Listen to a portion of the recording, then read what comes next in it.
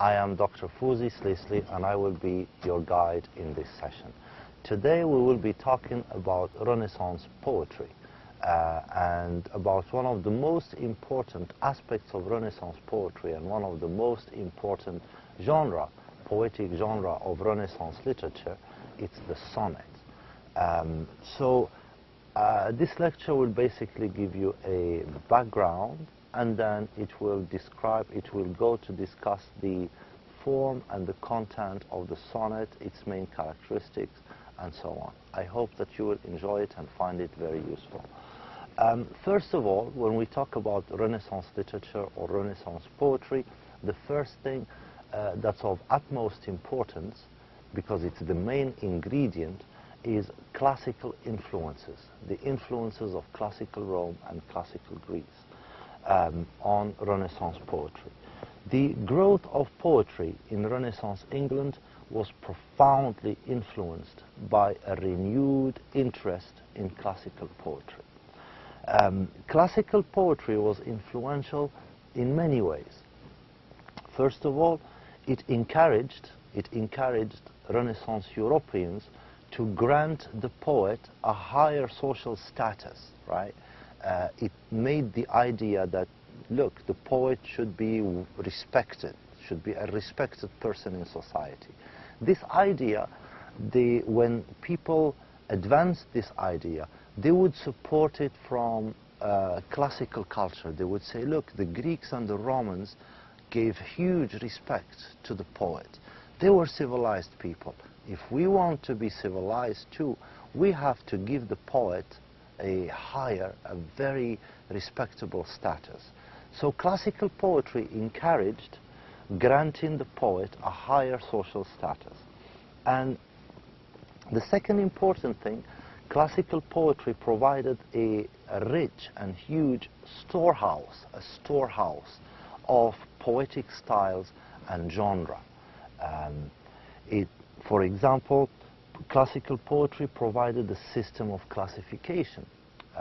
Not only classical poetry provided examples in this genre or that genre, and it also provided a system of classification for poetry. For example, it became common among Renaissance poetry culture that the pastoral form, the pastoral poem, it's a poem about nature basically, and shepherds in nature, in the countryside. It's called the pastoral. It's the humblest, the most humble form of or genre of poetry. So, you know, Renaissance culture accepted this classification that the pastoral is the humblest form of poetry. The Renaissance also accepted the fact that the epic poem is the most prestigious form of poetry. This is a classification that existed in classical Rome, and Renaissance Europe accepted it and started working with it.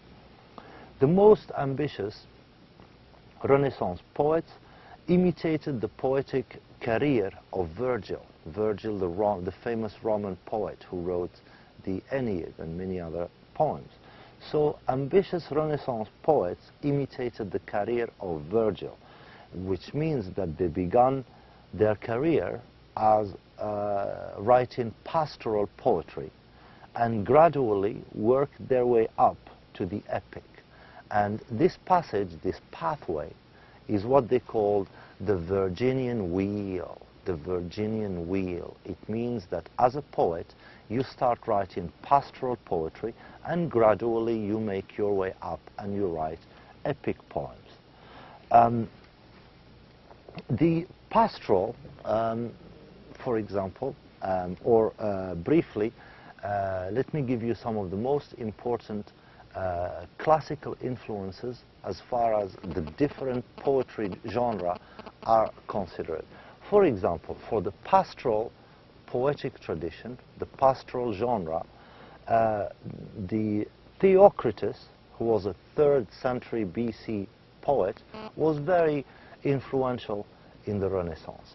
Virgil, who wrote the Eclogues, especially his book, the Eclogues, written around 37 BC, and his collection of poems, the Georgics, written in 29 BC.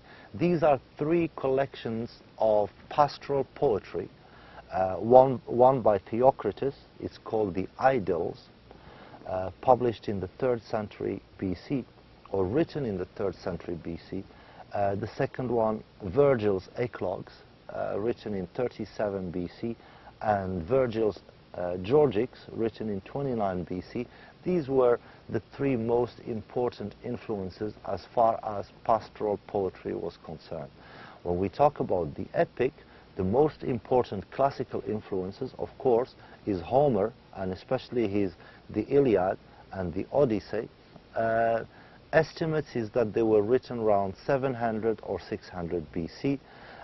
Also a very important influence as far as the epic is concerned was Virgil, and especially his epic poem, the Aeneid, which was written around 29 or 19 BC. As far as love poetry is concerned, the most important influence was the Roman poet Ovid, especially his Metamorphoses, which was written in 43 BC, and it was translated into English in 1565. Metamorphoses by the Roman poet Ovid was very, very influential. Its mythological tales, the mythological stories of Metamorphoses, were a rich resource on love and desire, and its stylistic elegance offered a model for imitation and for emulation. Ovid, the Roman poet Ovid, was controversial as an ethical model because his poetry talked a lot about, had some sexual content, and it addressed questions of love very often, so it was controversial in the Renaissance. Some poets imitated Virgil, and many people in the Renaissance rejected Virgil because it was unethical and disrespectful. So Ovid was controversial. Some critics hailed him as a teacher of great wisdom and learning, and other critics condemned him as a corrupter of youth. There is also satiric poetry, and here the most important influence was Horace and Juvenal, who both offered contrasting and different models for Renaissance poets. Besides classical influences on poetry, there was also native European influences. For the pastoral form, there was also influences from medieval English authors like William Langland, and also pastoralists like Jacopo Sannazaro, who was an Italian pastoral poetry writer. He was also very influential on the development of English pastoral poetry. Also, as far as epic poetry is concerned, there was also influences besides classical influences. There were influences from medieval English romance. For example, Sir Gawain and the Green Knight. This is a famous medieval poem, epic poem, written between 1375 and 1400. There was also the influence of the Italian epic poem, the famous Italian epic poem, The Divine Comedy, written by Dante between 1308 and 1321. Also the famous epic poem Orlando Furioso, written by the Italian Ariosto between in 1516 and 1532, and also the famous poem by Tasso, the Italian humanist and poet Tasso, the famous epic poet Gerusalemme Liberata, written in 1581. So besides the classical influences, there was also contemporary and continental influences. As far as the sonnet is concerned, there was the huge influence of Petrarch, which was just known as Petrarchism, and Petrarch was an Italian humanist, of course. The sonnet takes its name from the Italian poet Francesco Petrarca, who was born in 1304 and died in 1374. Petrarch was most famous for the Canzoniere, which was a collection. It was written in 1327, between 1327 to 1368. And the Canzoniere was a sequence of 366 lyrical poems. And they were, most of them, about his love for a beautiful woman called Laura. We never know what happens to Laura. She's mostly absent, but most of his poems are an expression of love for this lady, Laura. Most of the poems are sonnets, and this is a new type of poetry, whose invention is attributed to Giacomo Dall'Antino in the 13th century. And it was popularized across Europe by Petrarch, and especially by his collection, the Canzoniere.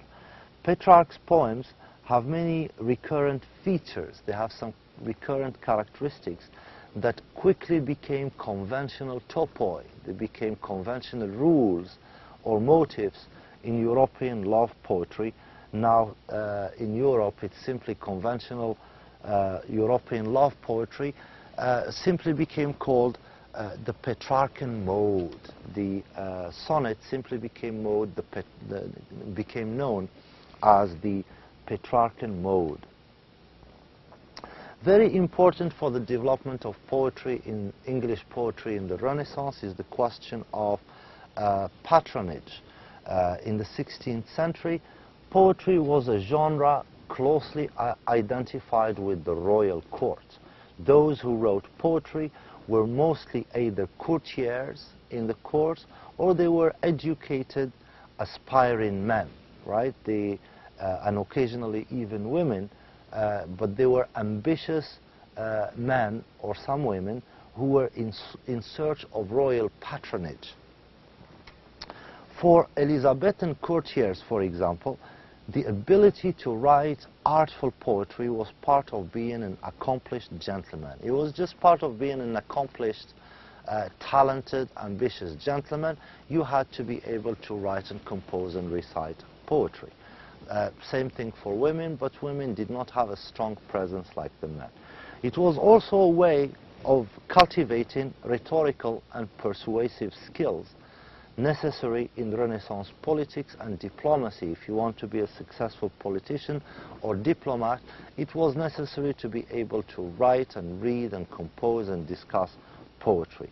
Poetry was a very good skill to have for people with political ambitions. For those outside the court, poetry was also a way of winning favors or patronage from a monarch or a king or a prince. Especially for those who now seek to make a living as professional poets. This is something new. It's only during the Renaissance that the idea of people becoming professional poets and making a living out of their writing and their poetry, it only starts taking shape during the Renaissance. Patronage is what made this possible, because patronage provided a status, because you are part of this court, and it provided income, which is very important for a poet to sit down at home or in the garden or wherever and try to write poetry. So it's for this reason that many of the poets of the Renaissance write about and for the court. A lot of the poetry of the Renaissance, it's either for the courts or it is about the court. This situation changes only in the 17th century, because in the 17th century there is a rise of a merchant class who is wealthy and rich enough to offer alternative venues, alternative places for poetry and aspirant poets to come and read and recite and write their poetry. Also important for Renaissance English literature is an event that will give a huge boost to English poetry. It's the passage from manuscript to print. Most Renaissance poetry circulated in manuscript form. These are handwritten documents that, you know, the poet would, or a scribe would write them down, and they would circulate in small copy because you can only write so many. And a series, basically what changed this situation is a series of landmark publications in the late 16th century and the early 17th century set a new precedent for printing collections of poetry and helped make print the more common form of distribution and publication of poetry. One of the earliest collections to be published was the Songs and Sonnets that was published by Richard Tottel, T-O-T-T-E-L, and Songs and Sonnets was published in 1557, better known, it's mostly known, it's a famous, you know, book because it was such a landmark, such an important event, and it's simply known as Tottel's Miscellany. It consisted of previously unpublished lyrics by Henry Howard, the Earl of Surrey, Sir Thomas Wyatt, and others. The movement from manuscript to print took the poem form from their original intimate context, because when it's in a manuscript, it's in a limited number and it circulates in intimate settings. It's only the poet and his close friends and close relatives. But now, because of printing, poetry, the poem is available for a mass public. So it moved the poem from their original intimate context into the wider public. This obliged publishers, first of all, publishers became obligated to add titles or explanatory prefaces, sometimes titles to poems, to collections, or often explaining how such a private poem or poems could be presented to a wider public. The success of Tottel's Miscellany, written in 1557, showed that there was a market for printed poetry. The posthumous publication of Sir Philip Sidney's sonnets, they were published after his death. It's called Astrophil and Stella, and they were published after his death in 1591, and his collected works of Sir Philip Sidney in 1598 also had a significant impact on the history of printed poetry and made it more acceptable, especially among elite poets. Because at this time, people distrusted publications, distrusted print. They still preferred that their poetry circulated in small numbers among select elite of friends and in intimate settings. They were scared that print would open poetry to a larger public and would spoil the poetic tradition. The volume of Philip Sidney set a precedent for the publication of single author collections, the collection of a single author, which became very popular and profitable in the early 17th century. In 1616, for example, Ben Jonson, he went even further and oversaw the publication of his own poetic and dramatic works, right? He oversaw the publication of his own works in a very attractive folio edition. This format, the folio, is generally reserved for learned publications, and of course at this point English poetry is still not considered learned, right? Remember, this is a time when Latin is still important, so although there is some poetry in English and German and French and Italian, it's still not prestigious enough to become, you know, worthy of being published in a folio. So when Ben Jonson did this and published his own works in a folio, this was a groundbreaking event and a precedent that made future publications possible. Of course, Ben Jonson published his works in 1616, and in 1623 we have Shakespeare's famous first folio is published in 1623, and editions of the poems of John Donne and George Herbert appeared in 1633. The nature or the function of poetry in Elizabethan culture was basically designed to teach its readers religious, ethical, and civic lessons. Religious, ethical, and civic lessons. Later Elizabethan poets continued to be concerned with instruction, but they believed that poetry was more likely to teach its readers if it amused and entertained them. So after the Renaissance, the educational dimension becomes smaller, and the entertainment and amusement and pleasure part of poetry starts taking a bigger shape and a bigger size in poetry. Poets at this time still could not say directly what they wanted. You know, there was humanism. The Renaissance created an atmosphere for freedom of speech, but still poets were not free to say anything they wanted.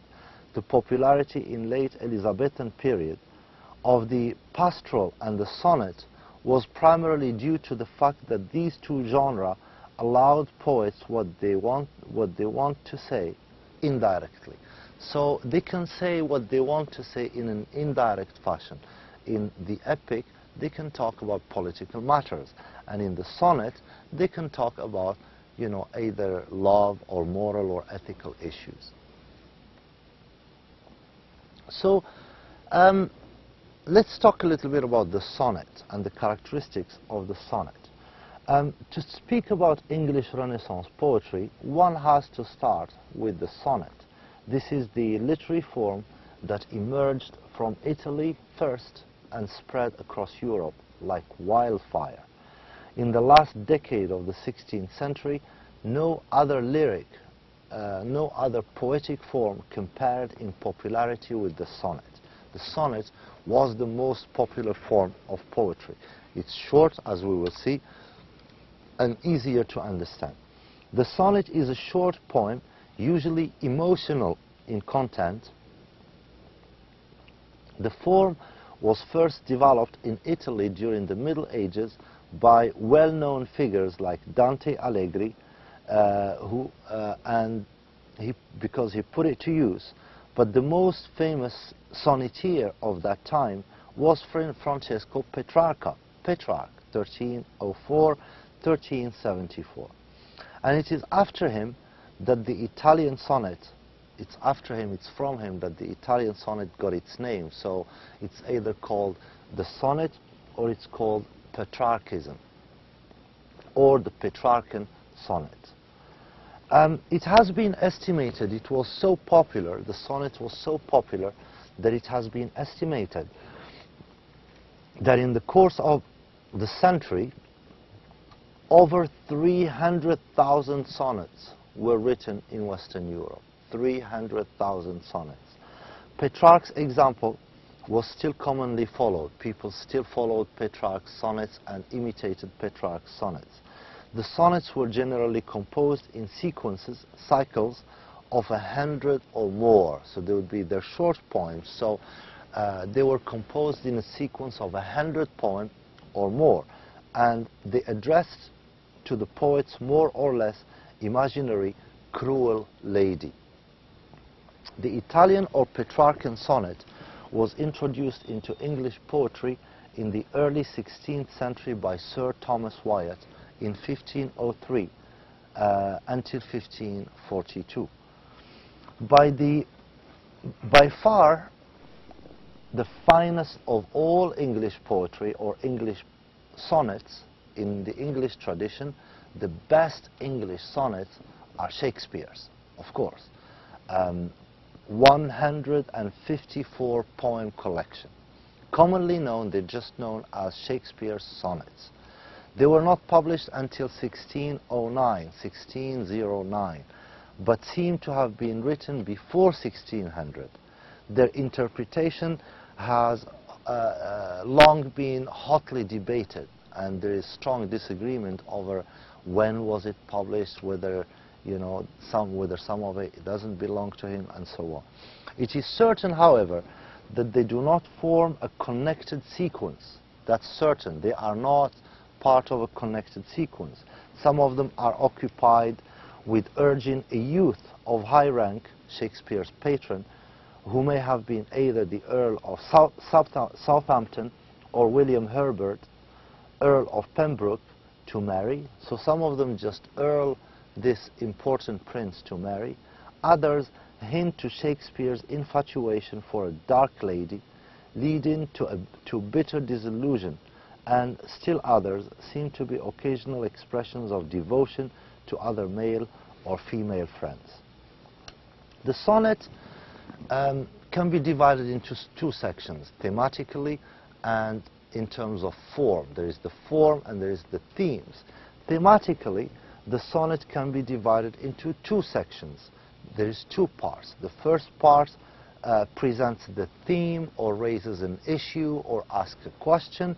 The second part answers the question or resolves the problem or drives home the poem of the point of the poem. This change in the poem is called the turn. When we move from presenting the question and then providing an answer, this turn is this transition, this change is generally called as the turn, and it moves the emotional action of the poem from the climax to a resolution. As far as the form is concerned, the Petrarchan sonnet has 14 lines, and they are divided into two sections. The first section has 8 lines, and it's called the octave. The octave meaning it's 8 lines. And the second part has 6 lines, and it's called the sestet, which means that it has 6 lines. Sestet means it has 6 lines. The octave, the first 8 lines, present the problem, and the sestet, the final 6 lines, provide a solution to the problem. The sonnet also has a rhythm scheme. It has specific rhythm and rhyme schemes that are specific to the sonnet. The Petrarchan sonnet typically featured no more than 4 or 5 rhymes. It used a specific rhyme, and it varies, so it uses 4 or 5 rhymes in a poem. For example, there would be A, B, B, A, B, B, A, which means that the first line, the end rhyme is A, the second rhyme ends in B, the third one ends in B, the fourth and fifth one go back to ending in AA, and the fifth and sixth go back to ending in BB, and the eighth one goes back to rhyme with A. So this is what it means, that the rhyme scheme is A, BB, AA, BB, and A. And the sestet, the second part, the rhyme scheme would be CDE, meaning that, for example, the lines would end with a rhyme C, D, and E, and then the 3 last lines would end with the rhyme C, D, and E. So 3 lines would rhyme with 3 lines. The Italian Petrarchan sonnet, therefore, is divided into 2 sections. It has an octave, which means 8 lines. The octave raises the question, states a problem, or presents a brief narrative. And it has a rhyme scheme that varies.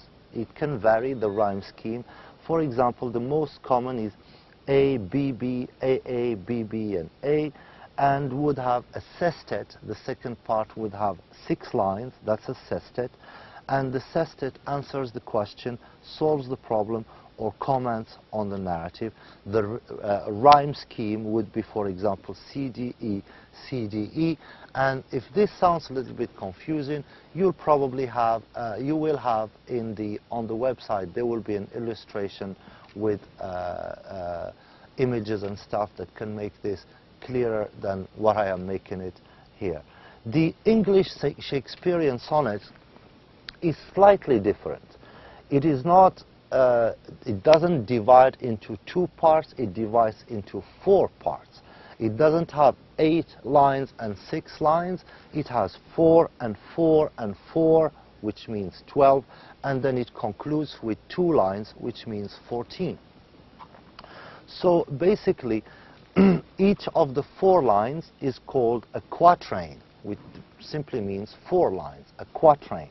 So we have 3 quatrains and 1 couplet. A couplet means it has 2 lines. So 3 quatrains and 2 lines. That means 14 lines all in all. Each of the quatrain of the English or the Shakespearean sonnet usually explores one aspect of the main idea. So there is one main idea, and each of the 3 quatrains would explore one aspect of it, stating a problem, raising a question, and or presenting a narrative situation. The final couplet, the last 2 lines, would present a startling or a seemingly contrasting concluding statement. That's basically the Shakespearean sonnet. It's not so much different from the Petrarchan sonnet.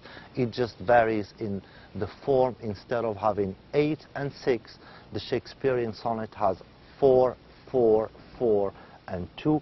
And of course, the rhyme scheme varies. So it would be, for example, the first quatrain would have A, B, A, B. The second quatrain would have C, D, C, D. The third quatrain would have a rhyme scheme of E, F, E, F. And then the couplet, the closing 2 lines, would have a rhyme scheme of G, G. This is more or less the difference between the Petrarchan sonnet and the Shakespearean sonnet. In the next lecture, we will look at a specific sonnet, an English sonnet. Most likely it will be Milton's sonnet. And we will look at these distinctions more in details and in practice, and we will try to apply these principles on a specific poem from the English Renaissance. Until then, Assalamu alaikum wa rahmatullahi wa ta'ala wa barakatuh.